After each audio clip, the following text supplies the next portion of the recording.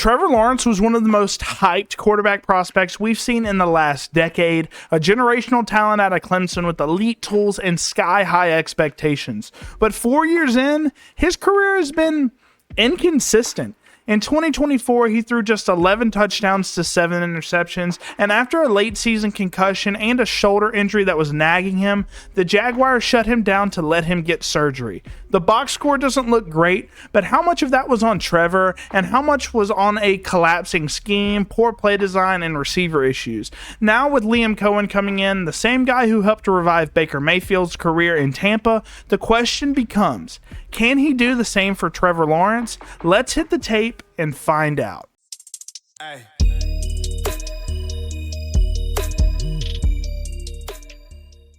All right, guys, before I get into this first play from Trevor Lawrence, I want to give you guys a brief breakdown of him as a player and a little bit of his history in terms of a prospect, if you guys aren't super familiar with his game. So coming out of Clemson, he was a 3-year starter and most notably won a national championship at Clemson as a true freshman. That's insane. I'll show some of his stats on the screen here. 3-year starter, insane stats, and he was super hyped. I mean, he was about as hyped as Andrew Luck was coming out of Stanford. I mean, he had pretty much all the tools that you look for in a quarterback coming out of college. He's 6'6", 220 pounds, had the arm, had the accuracy. He was able to read pro concepts already, so he was a lock for the first overall pick. And guys, in terms of his NFL career thus far, it's been very up and down, like I said. Notably, he had some of the worst coaching possible in his freshman season in terms of his rookie season.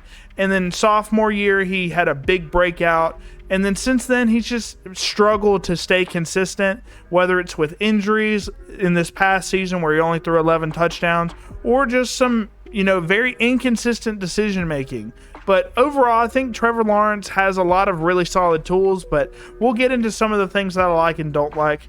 But in terms of this first play, I don't know exactly what the stock play was here. Trevor Lawrence, you're going to see him change the play at the line. He's a very intelligent quarterback, but they're in a cover 2 zone here, and Trevor Lawrence sees that, and you're going to see him right now change the call right now. And what he's going to change this play call to is basically 4 verticals. So Gabe Davis is on an outside release. He kind of fakes the comeback and goes vertical. Same thing with Brian Thomas, outside release, go ball here. And who's going to hit is Christian Kirk here in the slot. He's going to hit him up the seam right in between the safeties. It's a beautiful throw from Trevor Lawrence. And you're going to see the back kind of check protection come out here. And same thing on the opposite side here. Check protection come out for Brenton Strange. But you're going to see beautiful anticipation, most notably a beautiful 3-step drop, beautiful mechanics from Trevor Lawrence here. Let's go ahead and look at it. 1, 2, 3, hitch, boom. Throws a beautiful ball down the seam. And I want to say this looks like a pretty easy throw to make. And, it is in certain situations, but he's got to put a lot of oomph into this throw, and he does, because if he throws it a little late, or if he throws it off time, this linebacker here, this safety, this guy, is going to be able to make a play on this. So very good anticipation from Trevor Lawrence, changing the play call at the line, seeing what coverage it is, changing it to their cover 2 beater, which is 4 verticals basically, or 3 verticals, and checks his checkdowns, sees Christian Kirk wide open, hits him right in between the 2 safeties, and you got to put enough heat on this to basically make this a play without the safety destroying you. So overall, great use of mechanics here from Trevor Lawrence, and overall great ability to show that arm that he was touted for in college. In this next play, guys, it's all about Trevor Lawrence throwing with anticipation, and that is a beautiful skill that you need to have at the NFL level, because if you're able to throw your wide receivers open, you can do so many creative things. So throwing with anticipation, very important skill. It does get him in trouble at times, But, Tua Tagovailoa, excellent thrower with anticipation. You have to have this in order to be successful at the next level. So, in terms of this, it's 3rd down and 11 here versus the Miami Dolphins week 1. And he's wanting a touchdown here. They don't want to walk away on this drive with 3 points. They want a touchdown, and that's exactly what Trevor Lawrence is going to deliver for you guys. So in terms of the play call, you got an outside release post route from Christian Kirk on the outside, and the guy who ends up getting it thrown to him is Brian Thomas Jr., who's going to be on a crossing route across the field, and you're going to see Trevor Lawrence throw an amazing dot at the back corner of the end zone. And you're going to see Evan Ingram check protection, come out here to the flat. Gabe Davis is on this curl basically to the end zone, and then he's checking protection, or he's supposed to. He doesn't, and comes out here to the flat. So you're going to see Trevor Lawrence, pretty solid mechanics here, but you're going to see where he throws and when he throws this ball. It's immaculate anticipation throws here. So solid base here, throws it. So he's throwing it to Brian Thomas Jr., who is right here. The ball is out of his hands. The ball's right here. He's throwing the ball over in this corner of the end zone. Brian Thomas Jr. is right here. That is insane. That is insane anticipation. And you're going to see he drops it right in the bucket for Brian Thomas Jr., who has the speed to just go up and get this ball. Boom. Two toes in for Brian Thomas Jr. I mean, I cannot stress to you guys how amazing of a throw that is. It basically gives none of the defenders a chance, because when you're throwing with anticipation, guess what? The receiver knows where he's going. The defenders don't. So throwing with anticipation, like I said, is so important. I mean, these defenders have no idea where the ball's going, but Brian Thomas Jr. does. Boom. Touchdown. 14-yard touchdown from Trevor Lawrence. This is probably one of his best throws on the season, in my opinion. So beautiful throw with anticipation. Just great stuff here from Trevor Lawrence. All right, guys, in this next play, Trevor Lawrence is showcasing one of his most underrated abilities, in my opinion, that he has, and that's his rushing ability. Now, he's not going to give you like 700-800 yards every season like a Jalen Hurts or a Lamar Jackson or, a Josh Allen, but he will give you some underrated rushing ability from week to week. He gives you, 4 or 5 rushing touchdowns every single year. Notably, he only had 3 rushing touchdowns, but he only played half the season, so he could have had 6, 7, maybe even more rushing touchdowns if he would have kept on that pace. And this is a 33-yard rush versus the Browns. And he's 6'6", 220, and once he gets moving, he's not the quickest accelerator by any means, but once he gets going and he gets those long legs moving, he can stride and become deceptively fast. And he will do this on this play absolutely. So you're going to see him, the Browns really bring a lot of people into coverage here. You see, it's basically a cover 4 coverage here. And, the only guy that he really has here is Brenton Strange underneath. But before Brenton Strange kind of gets open underneath, Trevor Lawrence has 6 right in his face, as you can see.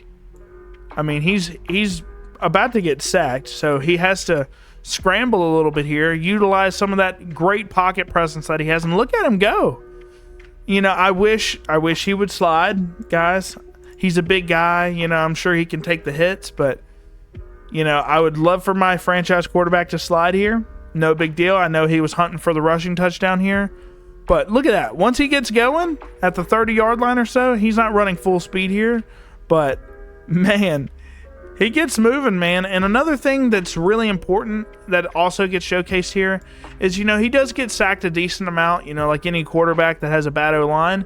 But you see some violent movements in the pocket, step up, and he's able to avoid defenders a decent amount in the pocket, despite being a very big quarterback. He's not a statue in the pocket by any means. He can move around. And you see, this is his not a trademark mobility, but it's a very underrated asset in Trevor Lawrence's game. So like I said, if you own him in Dynasty or you're wanting to draft him in fantasy, this is a very underrated aspect of his game that a lot of people are going to overlook. All right, guys, this is the first bad play that I'm going to be breaking down from Trevor Lawrence in this film breakdown. And this is the perfect example of him just overthrowing a wide open receiver. Now, I'm not sure why he does this in this play. I don't know if this has anything to do with his AC issue that he had surgery on, or he just, can't control his arm from time to time.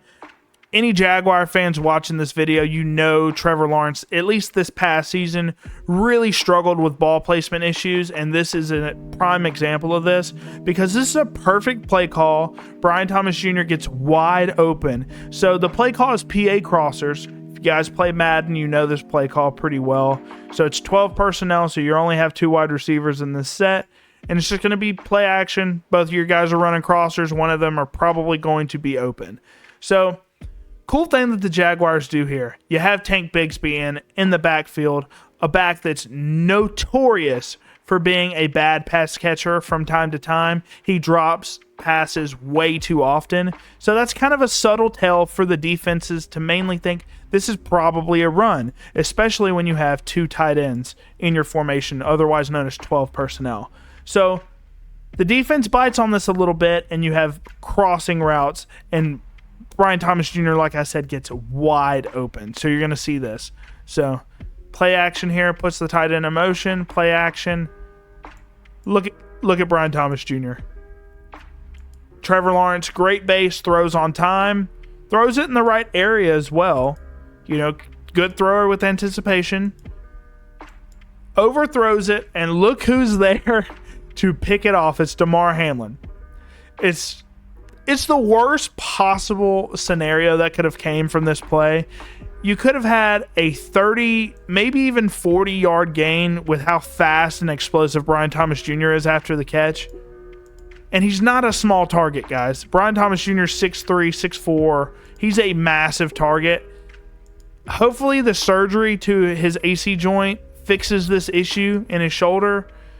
But you can't have this play happen. I mean, especially with the safety being right behind him, you can't overthrow this ball. If anything, underthrow it. So this is just a big-time concern with Trevor Lawrence. He's going to have to clean that up for next season. And if he does and he kind of gets that accuracy under control, I think his decision-making is generally pretty solid for the most part. But yeah, this is going to have to be cleaned up if he wants to stay as the starting quarterback for the next 3 or 4 years. All right, guys, before we get into this last play from Trevor Lawrence, which is not the best throw of 2024 from him by any means, I want to go over some of my notes that I took on Trevor Lawrence while I was looking at pretty much all of his film from 2024. There's not a lot of it because he only played 10 games, but let's get right into it. So he's got some elite mechanics, guys. I love his base. I love his footwork, his dropbacks, all of that looks very consistent, very good, at least from what I saw on film. I'm not a QB guru by any means, but from what I saw, it looked pretty solid. He's got a rocket arm. He can fit it into tight windows. He's got velocity at anywhere on the field. I think he's got a top 8 arm in the NFL. He's got ideal size. He's 6'6", 220, like I said earlier. He can throw over the middle of the field with no question. I think he can see over his offensive linemen as well. He's not going to be like Kyler Murray having to throw basically on the boundaries and not over the middle of the field. So that is very good. It makes him very adaptive to any situation. Pocket presence. I think that's one of his biggest strengths. He seems very comfortable in the pocket if he doesn't get immediately sacked. So he's got all the violent movements in the pocket that you like to see, kind of like Tom Brady showcased throughout his career. Not saying he's as good in the pocket as Tom Brady, but he's got all of the great movements, the side to side, the north and south movements to evade rushers. That's very good. In terms of that, he also has underrated rushing ability. When he is stepping up in the pocket and needing to do all the things that he needs to do to avoid pressure, if he doesn't like what he sees, he can scramble outside of the pocket, extend the play, and if he doesn't like anything there, he can also scramble for additional yardage like I showed you guys versus the Cleveland Browns. Now, some of the things I didn't like. Very inconsistent ball placement. So I know I mentioned the AC joint issue earlier that he had surgery on. I did some further research in it between this clip and that clip. It's on his non-throwing shoulder. So all of these accuracy issues are completely on him. So he's going to have to clean that up, and hopefully Liam Coen can help him with that. Then in terms of his decision-making, I didn't love that either. He has some solid decisions at times, but very questionable. He threw 7 interceptions. I thought 5 of them were his fault. 2 of them weren't, but the other 5, pretty horrible decisions for the most part outside of that crossing route from BTJ. So that's kind of the stuff that I saw on film. I think overall, he's my QB 12 in Dynasty. I think he'll have a big-time bounce-back year if he can clean up some of those issues. He's fully healthy now, and he's going to have more weapons with Travis Hunter and Brian Thomas Jr., and I think this is a make-or-break year for Trevor Lawrence. If he underperforms again this year with Liam Coen, an offensive head coach, and multiple weapons, I think he's going to be on the way out of the NFL within the next 2 or 3 years. But I think he's going to have a bounce-back year. So let's go ahead and get into this play. So you've got a quick dig in here. You've got another dig deep downfield. And then you got the guy who he ends up throwing it to, which is Brian Thomas Jr. on a deep post. Then you got Gabe Davis on this curl here. And you got the guy that gets wide open here. He's running a curl at the sticks or a hitch at the sticks maybe. This is 2nd and 7, guys, versus the Colts. There's no need to force it downfield. You got plenty of time on the clock. You can throw it to the check down if you need to. And I'll kind of show you why Trevor Lawrence makes this decision, and he gets fooled here. So you're going to see good mechanics here from Trevor Lawrence. Boom, boom, 2-step drop back. Bouncing in the pocket a little bit. And he throws it here, and he throws it just a little late. But you'll see, as soon as... Let's get a little bit of a better angle here. So you see the safety kind of pointing his hips here. I guess Trevor Lawrence doesn't think this guy's going to flip his hips and go back this way. That's exactly what this safety does. This safety's pointing this way as well. Gabe Davis, I think that's who that is, stumbles on his route, or maybe that's Christian Kirk. But you see this wide open Brenton Strange here. Wide open at the 6. It's 2nd and 7. There's no sense in throwing it into double coverage, but that's exactly what Trevor Lawrence does here. He throws it into double coverage. Not only does he underthrow the route, which he doesn't do often. I guess he didn't expect the safety to turn his hips here. I don't know. But good route from Brian Thomas Jr. He takes the top off the defense. You know, he makes multiple safeties go over there to answer him. And that gives Brenton Strange basically wide open real estate here to get the first down. But he ends up forcing it into double coverage, and he's going to have to clean that up at the next level. Like I said, I think this is his make or break year. If he underperforms again, I think the Jaguars are going to be looking to get another quarterback. So he's going to have to clean this up, guys. And if he does, he will be a very high-end quarterback. The talent has always been there, the arm, the athleticism, the upside, but Trevor Lawrence hasn't taken that next step yet. And in 2024, we saw more regression than progression. That said, a new scheme under Liam Coen could be exactly what he needs: cleaner reads, better play sequencing, and a fresh start mentally and physically. In Dynasty, this could be your last real shot to buy low before the narrative shifts again. Let me know in the comments what you think. Is Trevor Lawrence still the guy in Jacksonville, or are we looking at a career that never hits the ceiling we expected? Hit that like button, subscribe for more weekly breakdowns, and I'll see you in the next one right here on Bobby's Big Board. Hey.